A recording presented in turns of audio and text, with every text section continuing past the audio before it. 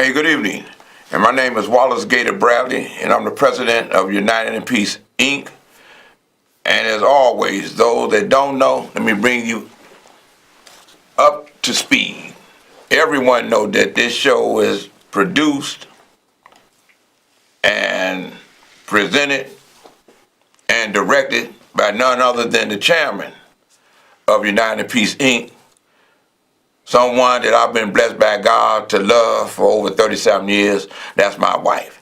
Now I done did that personal commercial. Maybe she'll cook me dinner. But it don't start off until I say to God be the glory. And as y'all know, I'm a political animal. And I say, vote, don't choke. And y'all know that Pratt Winkle is not my girl.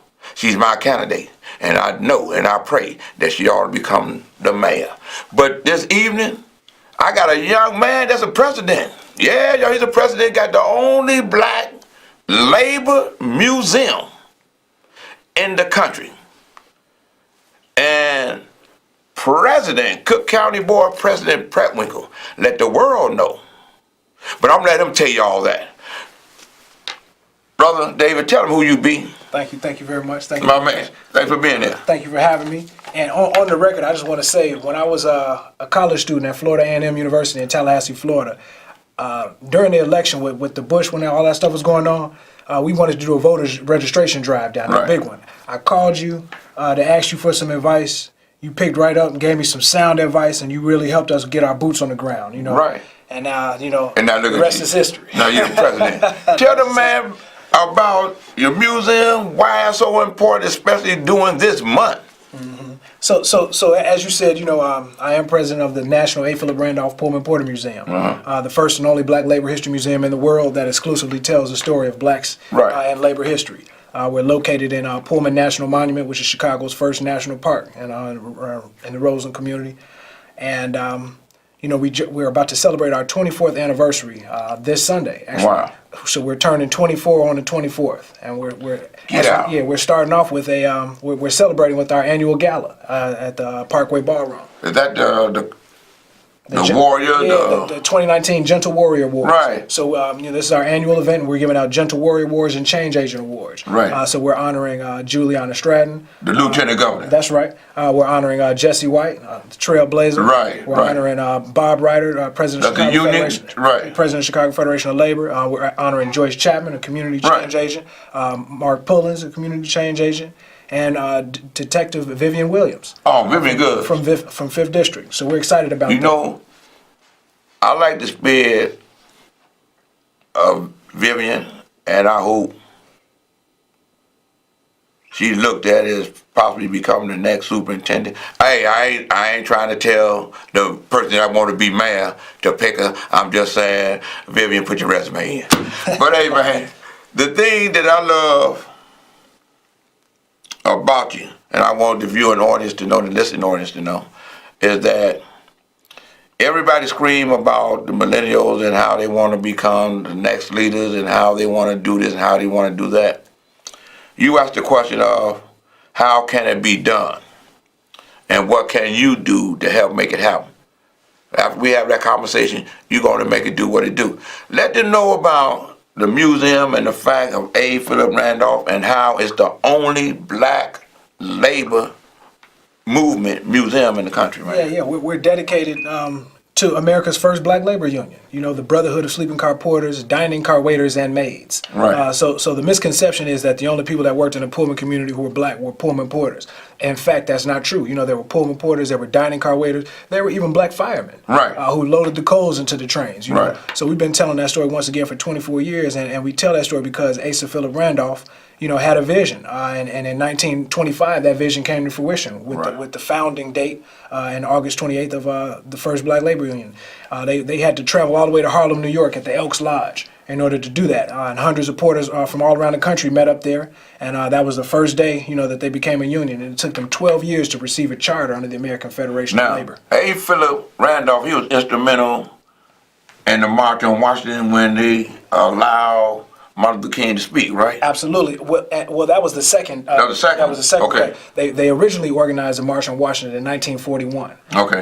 And they called it off because Eleanor Roosevelt forfeited her time to speak at a union event, and she forfeited that time to A. Philip Randolph. Okay. A. Philip Randolph gave his spiel, and then that was the time where everybody began to know how powerful he was. So as a result of that and the consistent advocacy that they were engaging in, President Roosevelt signed Executive Order 8802.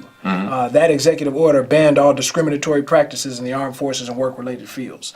So that was a game changer, you know what I mean? So they called it off, and a lot of the brotherhood from around the country weren't happy with him because of that, because they felt like, we were riled up. But for him, being a premier organizer, he knew that it was counterproductive to go beyond the mark. Right. They met the mark. The mark was to get the executive order signed. They got it. Okay, we'll call it off. But in 1963, they brought it back. But they met Martin Luther King in 57, I want to say, in Montgomery, Alabama. Okay. Because at the Rosa Parks speech? Yeah. But see, Rosa Parks, she was arrested, but people didn't know that she was the secretary of E.D. Nixon, who was a former Pullman porter, the local representative of the Brotherhood in Montgomery, Alabama, and the local president of the NAACP. So when they got her, they got the right one. Right. People will tell you this story like she was just a damsel in distress, but no. She knew exactly what was going on. So as soon as she got arrested, she called E.D. Nixon. E.D. Nixon called Randolph. Randolph gave him a list of names of businesses and said, I want you to call them, tell them I told you to call them. He called every one of those businesses. They were able to raise $92,000. Right. That bailed her out of jail and funded the Montgomery bus boycott. They couldn't find one reverend who was brave enough to take it. And they found 26-year-old Martin Luther King. He said, I'll do it. Right. And the rest is history. The thing that I want my viewers to understand, when I hear individuals saying that they shouldn't respect their elders, I'm his elder. Yet, by the grace of God, he's teaching me and he's teaching you. You follow what I'm saying? That's how truth is. It was like the mother wit syndrome, And my thing is, now, A. Philip Randolph, in case y'all didn't know, A. Philip Randolph is a black man. Even though he's gone, he's still a black man that made the move to do what had to be done, just like him. He's not a game banger, but he's a president of a museum, and by the grace of his mother, they fought hard. I fought along with it to help it happen. We're not going to get in the thing of the politicians that didn't want it to happen, but they know who they be. But the fact of the matter is this.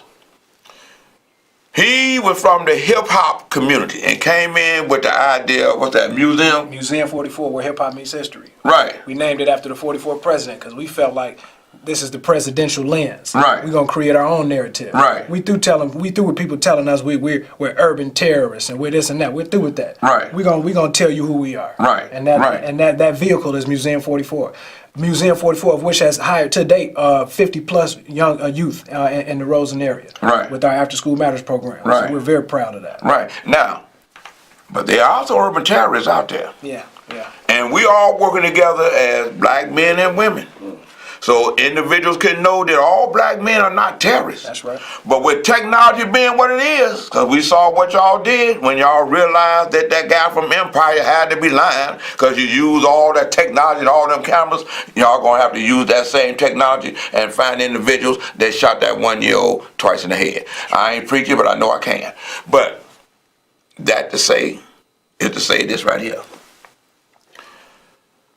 Philip Randolph knew that it was important to get his narrative before the political people. I'm saying the movement that you and the new leader, black leadership, new black leadership, myself with United Peace, because we've been reaching and conversating. That's right. And we understand the importance of this election. But what's more important is the fact that we all agree on this black agenda. That's right. And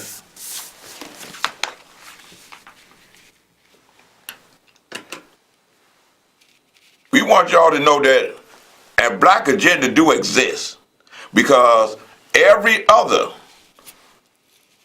cultural, that's the right word, cultural community have an agenda that they take to everyone that's running for office. Okay, I'm gonna let you read this off. I just want y'all to know that it do exist. Yeah, absolutely. Okay, and the gay and lesbian community, they give every candidate their agenda. That's why they're able to make policy. Okay, so this is our agenda. Could you read our agenda off? Yeah, absolutely. And this is important because, like you said, everybody else has their agenda. Right. So it's important that, while we're in such an emotionally driving time, we don't get caught up into what the other candidate ain't doing. Right. Instead, we need to be focused on what we are doing. Right. You know what I mean? And so whoever wins, whether Mickey Mouse win or whoever, you know what I mean? The Black agenda is, number one, enforcement of educational excellence / development occupational skills and trades. Right. We want to make sure that our youth, our young adults, and our adults are being educated so that they can be a part of the workforce. Everybody can't go to college though. Right. So that's why it's important that we have skills and trades. Right. You know what I mean? That's why it's important that we bring back home economics and things like that. And with this new governor, that can be implemented within the penal institution as well. Absolutely, absolutely. All right, what's number two? Our second thing is housing, affordable housing and rent control. Right. We want to make sure that we're not being priced out of the market as there's a new regime of resources and individuals coming into the city, state, and county. Number three, economic development through self-investment with government support. We understand that there are lots of different pots of money, neighborhood investment opportunity zones, CDBG funds, TIF funds, all of these different things. We want people to be able to help us use that to lift ourselves up by the bootstraps so that we can become self-sustainable. Number four, maintaining a safe community, public safety. Right. That goes without saying. You know what I mean? We need to increase the safety of our elders, our women, and children in these communities. Number five, criminal justice reform and social justice. Right. This is very important. You know what I mean? So that we don't continue to have our ex-offender population walk around with an X on their back. They pay their debts to society. Right. They deserve to be reacclimated into society and not have to worry about recidivism because they can't find a job. Right. Because they can't find social programming that's good for them. That hits me personally because I'm an ex-felon. Absolutely. Got a pardon and everything else. So when I see what Tony Pratt-Winkle did when she released the autopsy report, when I see where Kim Foxx, as the state's attorney, is freeing those that was wrongfully convicted, criminal justice reform. When I see where the voters this last election got rid of a bad judge, criminal justice reform. But carry on, man. Don't let me get away. No, it's fine. It's fine. Okay. Number six, health and wellness and mental health. You know what I mean? If we have a liquor store on every corner, we have a storefront church on every corner, a corner store on every corner, we need to have a facility where people can walk in there and say, look, I'm about to lose it in here. Right. I need somebody to talk to. I need somebody who's professionally trained in this area to help me get through this situation. You know what I mean? And health and wellness. You know what I mean? We're in a community where there are food deserts, where people don't have access to healthy food, and that's causing hypertension. That's causing blood pressure. That's causing high blood pressure. That's causing all of these different ailments that are connected to diet. You know what I mean? So we want to make sure that we increase the access to health and wellness in our communities. Number seven, international tourism and hospitality / cultural economic development. This is very important because last year 58 million people came to Chicago as a result of tourism. Wow. That's 86,000. That's 19,000 more than it was in 2011. So we're seeing a consistent incline in tourism. But what we're not acknowledging is that the South Side has become a tourist destination. The South Lakefront region, which is called Calumet Collaborative. Right. So that's where the Obama Center is slated to go. That's where Chicago's first national park is, where we are, Pullam National Monument. And there are several other different things. That's why Lakeshore Drive has been extended all the way out. Right. So, Calumet Collaborative, the South Lakefront region, connects Lake Michigan to Lake Calumet, all the way out to LaPorte County, Indiana. So there's a 100-year plan for that area. You know what I mean? And all of this, once again, is centered around tourism. We want to make sure that our people are not scared when tourism comes because development doesn't necessarily have to be synonymous with gentrification. I agree with you. It does not. When as the new things are coming in, we want to help prepare our people for that so that they can provide products and services to these tourists. In other words, proper planning prevents poor performance. In that order. And number 8, legislation for black contracts and bids. It is time to stop taunting our people and teasing our people in the communities. If there's a young black man who can't find a job in his community and he has to walk outside and see all of this construction going on in his community with people who don't look like him, it's a slap in the face for him. Right. Because he's an ex-offender does not mean that he should not be able to take advantage of this. Right. So we want to see more people in the community who look like the people in that community controlling the contracts and the bids in that specific area for all of the development going on around the city, state, and county. Right. And that's why that's important. You know, with there being a new governor, J.B. Pritzker, I was instrumental in his campaign. I was making mention to him about the African-American agenda as opposed to the minority agenda. That's right. And that's what I've been doing. That's right. And the key about it, our legislative people need to push for him when he have a director for procurement. I got time, come on, I got another guest. When he got procurement, he put a person in there that deal with the Hispanic community. He put a person there to deal with the Asian community. He put a person there that's dealing with the African American community. Hey, I got another brother that's here, but I want to say thank you. Thank you. Tell the viewing audience again what your name is, what you're doing on the 24th, and hey, he votes. Because one thing for sure, he know we don't have this conversation if he ain't registered. That's right.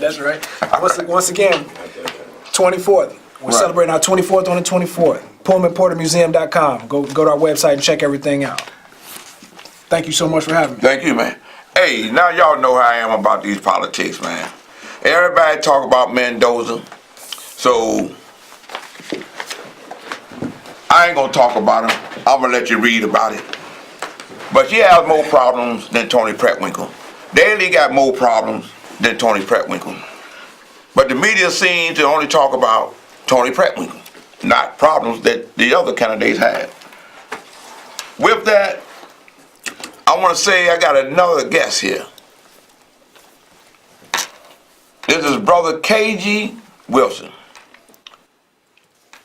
He's an urban translator, spokesman for United Peace Inc. in Minnesota. He do the same thing that I'm doing here in Chicago.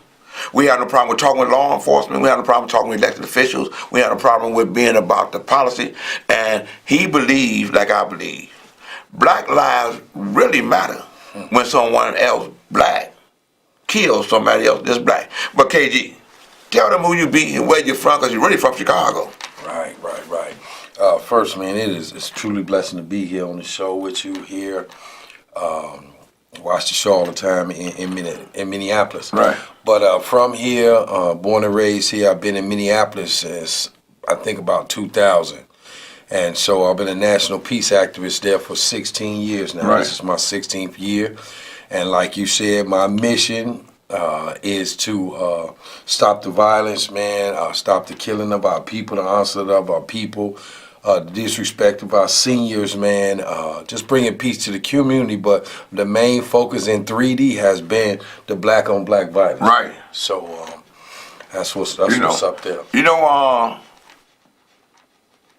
Okay, hey, something else for my step and listening audience. Oh, he go. Oh, he's step two now. He's step two. That's one thing about our activism. You're going to have to get it in. Right. But the wonderful thing about Brother KG, he don't wait till somebody bring him funds to do this. Never got gentlemen, he don't look for a host of others to stand with him. Oh, man.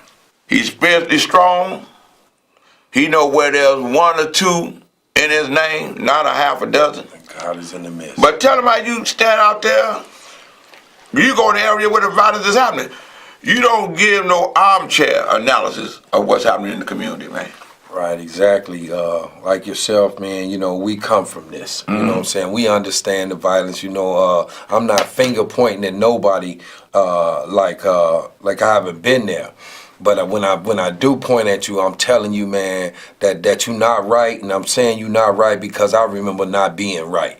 And so I think, and it's just my thing is, and even with me being good friends with the chief of police, assistant chief of police in Minneapolis, it's not about their job all the time. You know, Right. you hear people always saying, what the police gonna do? The police ain't gonna do this, the police ain't doing that. See, the real thing is, it's about the men in the community. That's right. We're supposed to protect our women and our children. Now, if it get too carried away, then we call the police. But it's Right. enough men in our community to handle any problems that we have. Right. The men of old handled the problems on their own. They were the solution to the problem in their community, but we're not standing strong in our community. So that's why a lot of the youth that are doing what they're doing and terrorizing the community are doing what they're doing. Right. Because a lot of the men are sitting down somewhere, or either they somewhere trying to get hired for something or whatever, and they're not focusing on that they have to be secure in our community. Like I just heard your last guest talking about. Right. I agree with him 100%. Right. Caller, I see you. You know the opinionated show. Yeah, hello, this is James. Can you hear me? Hey, James, I can hear you. Talk to me. Okay, now, when you talk about Empire, right? Yeah. I do not hear the media going out some of these cars and what they did, and I don't hear Kim Fox or Eddie Johnson going out to some of these Cardinals and Robert Manuel, but they take their side. The guy who you talking about, Empire? Yeah. But you know, James, let me share this with you. Sometimes we got to pay attention to the lesson that come out of confusion. The man lied. And when he lied, he made it where there's a lot of people that's against hate, that's against individuals that are homophobic or Islamophobic or anti-gator because he's black, okay? But when you take someone that lies and creates something like someone else had did something, knowing that these are hot button issues, that's a disrespect to all of us. When they take 20 detectives to try to figure out what's happening, because the real lesson in all this, like Johnson said, all the cameras we have down in this area, and cameras we didn't want y'all to know that we had in this area, we checked all the cameras out, all the way up to the satellite, and we did not see anybody get assaulted. You follow what I'm saying? Yeah. And that was wrong, but every community need to know that their community is being watched with intensity, just like that community downtown. But the residents in the area downtown, they have no problem saying it was an individual that had the red thing on, he had the scar on his neck, he had a tear on his eye, not saying he was black, because they have white individuals that have the same type of tattoos when they doing wrong. In our community, we got a problem with saying, hey, that was Miss Johnson's son right there that did that. That was Miss Johnson's son or daughter that was a part of the baby getting shot. You follow what I'm saying? Okay? I hear you. When we have a 1-year-old get shot, then we find out that sometimes there's a shooting where the individual that they was targeting, they have shot at that individual twice.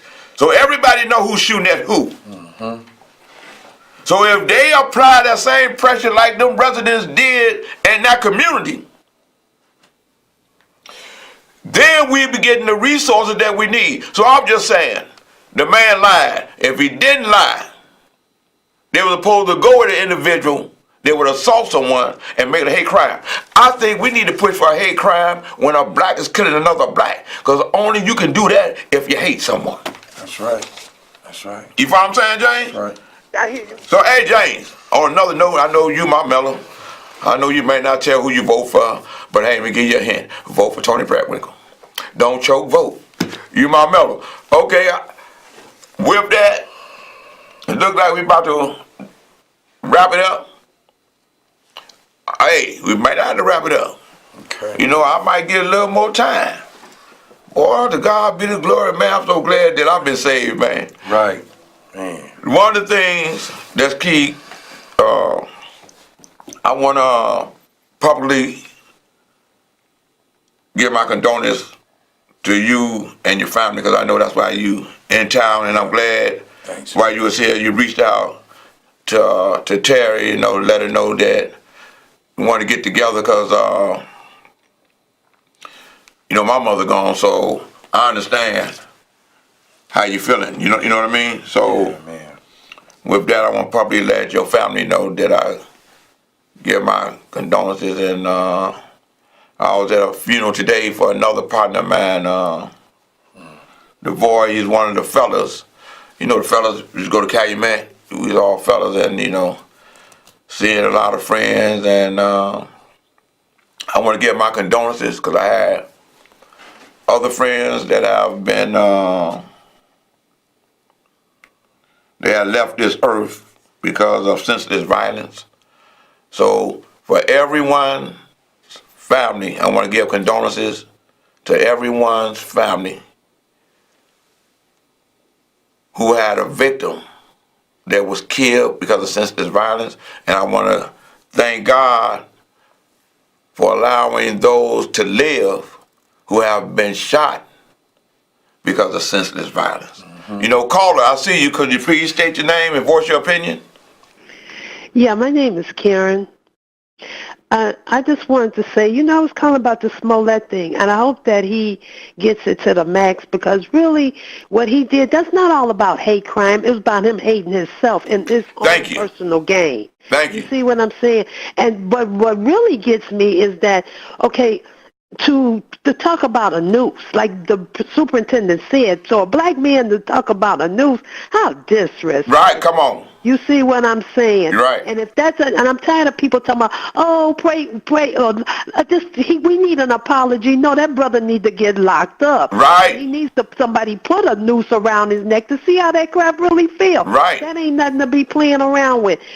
Chicago is one state. Sometimes I'm like, but then right away I had fear going downtown, because I'm thinking, oh no, look, white dudes are walking downtown with nooses. Right. And I found that hard to, even swallow. You come here and you start that crap in Chicago, of all places. I hope if they need to just take that to them. He's 36. If he get 3 years, he'd be 39. He'll learn a lesson, get himself. Be a little wiser. Hire him back again. Right. Then he'll be able to give his testimony. Might be God come out. One thing I do know about getting locked up, and I'm speaking from an ex-felon's perspective. Boy, you really get close to God. Yes. You know what I mean? So I want to thank you for calling, and hey. And I just want to say this. He called Robin Robbins. This Right. is national. Right. And then you got the president involved. That makes us look even stupid too. Really? Hey, Hey, not only that, look at all the people that fight against those that engage in hate. Mm-hmm. You follow what I'm saying? And Yes. like you say, you call Robin, you made that a international piece when you sit on her platform. Mm-hmm. When you have Cory Booker, when you have the sister Camilla, I think that's her name, stand up for you. When you have Maxine Waters stand up for you, that understand what that noose means. Boy, they say I'm about to get riled up. I don't know if that's the sound that say, Yeah, that tone it down. just Hey, too much. I got a call, that's what it is. But one thing I want to ask W, I know you're going to go vote. And I'm glad and I'm happy. But I ain't trying to push you to vote for my candidate. But I greatly appreciate it if you'll vote for Tony Pratt Winkle. All that I want to say, to God be the glory. And thank you for calling in. God bless you as well. Thank you. I'm glad I got it. Okay.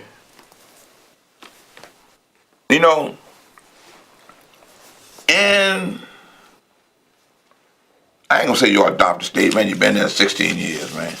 If you've been paying rent that long, you own a piece of the property. You registered to vote in that town. They talk about you ain't there, but you registered. You know what I mean? The things that you see, because I'll be watching you too. You know what I mean? I go online, that's one thing we do. When we can't take the time to call one another, we know what one another is doing, and we support one another from afar. Even to the point every time I come to the town, I get up with you. with other individuals in the city try to say you don't have the right to speak as a man to try to stop the violence, I want to say,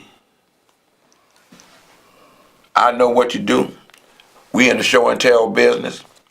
I'm going to have to wrap this up, but tell them how they can reach you. If you in Minneapolis, Minnesota, you can reach me by phone at 612-816-9410. You can reach me on Facebook at KAYG Wilson, WILSON. So, that's one. And hey, well, they can you connect call with me, you and right, connect they ain't with me. giving me. Hey, I got to wrap it up. I want to say, first off, please go vote February 26th. That's right. Don't choke. Don't choke. Please go vote. Whomever your candidate is, please go vote. So, Thank you. young To lady. God be the glory.